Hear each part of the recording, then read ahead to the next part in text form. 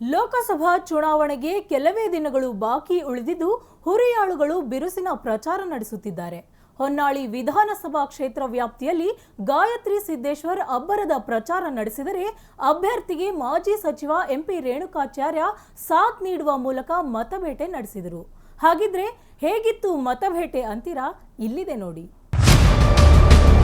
ರಂಗೇರಿದ ಲೋಕಕದನದಲ್ಲಿ ಗಾಯತ್ರಿ ಸಿದ್ದೇಶ್ವರ್ ಭರ್ಜರಿ ಕ್ಯಾಂಪೇನ್.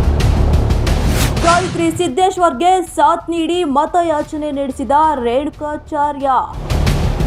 ಹೊನ್ನಳ್ಳಿ ವಿಧಾನಸಭಾ ವ್ಯಾಪ್ತಿಯ ವಿವಿಧ ಗ್ರಾಮಗಳಲ್ಲಿ ಬಿಜೆಪಿ ಅಭ್ಯರ್ಥಿ ಮತಬೇಟೆ. ದಾವಣಗೆರೆ ಲೋಕಸಭಾ ಚುನಾವಣಾ ರಣಕಣ ರಂಗೇರಿದ್ದು ಅಭ್ಯರ್ಥಿಗಳು ಬಿರುಸಿನ ಪ್ರಚಾರ ನಡೆಸುತ್ತಿದ್ದಾರೆ. ಲೋಕಸಭೆ ಚುನಾವಣೆಗೆ ಕೆಲವೇ ದಿನಗಳು ಬಾಕಿ ಉಳಿದಿದ್ದು ಹುರಿಹಾಳುಗಳು ಅಬ್ಬರದ ಪ್ರಚಾರ ನಡೆಸುತ್ತಿದ್ದಾರೆ.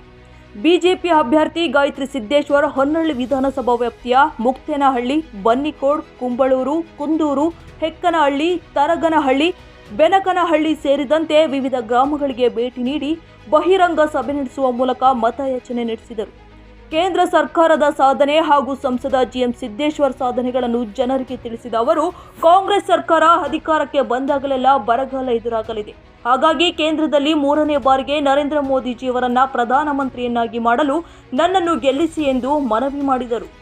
ಯಾರು ಅಂದ್ರೆ ನಮ್ಮ ಮೋದಿಜಿಯವರು 500 ವರ್ಷಗಳ ಹಿಂದಿಂದ ನಮಗೆ ರಾಮಗೆ ಒಂದು ಮನೆ ಬೇಕು ಅಂತ ಎಷ್ಟೋ ಜನ ತಮ್ಮ ಜೀವನ ತೆತ್ತಿದ್ದಾರೆ. ಅದೆಲ್ಲ ನಮಗೆಲ್ಲ ತಿಳಿದಿರೋ ವಿಷಯ.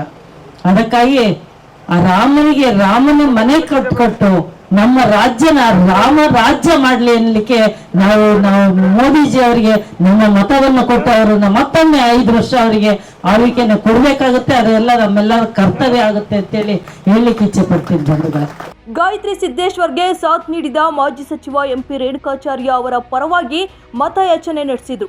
ಸಿದ್ದೇಶಣ್ಣ ಬೇರೆಯಲ್ಲ, ನಾನು ಬೇರೆಯಿಲ್ಲ ಎಂದ ರೇಣುಕಾಚಾರ್ಯ ಹೊನ್ನಳ್ಳಿ ತಾಲೂಕಿನ ಸಮಗ್ರ ಅಭಿವೃದ್ಧಿಗೆ ಜಿಎಂ ಸಿದ್ದೇಶ್ವರ್ ಅವರ ಕೊಡುಗೆ ಸಾಕಷ್ಟಿದ್ದು ಈ ಬಾರಿ ಗಾಯತ್ರಿ ಸಿದ್ದೇಶ್ವರ್ ಅವರಿಗೆ ಮತ ನೀಡುವ ಮೂಲಕ ಅವರನ್ನು ಗೆಲ್ಲಿಸುವಂತೆ ಕಾರ್ಯಕರ್ತರಿಗೆ, ಮುಖಂಡರಿಗೆ ಕರೆ ನೀಡಿದರು. ಇದು ದೇಶದ ಭದ್ರತೆ ಚುನಾವಣೆ, ಭವಿಷ್ಯದ ಚುನಾವಣೆ.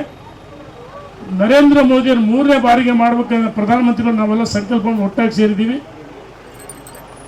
ದೊಡ್ಡ ಸಂಖ್ಯೆಯಲ್ಲಿ ತಾವು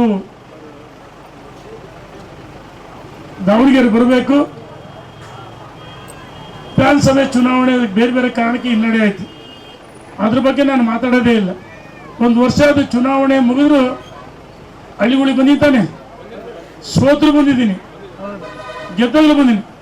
ಸೋತ ನಾನೇನು ಮನೆಯಲ್ಲಿ ಕೂತಿಲ್ಲ.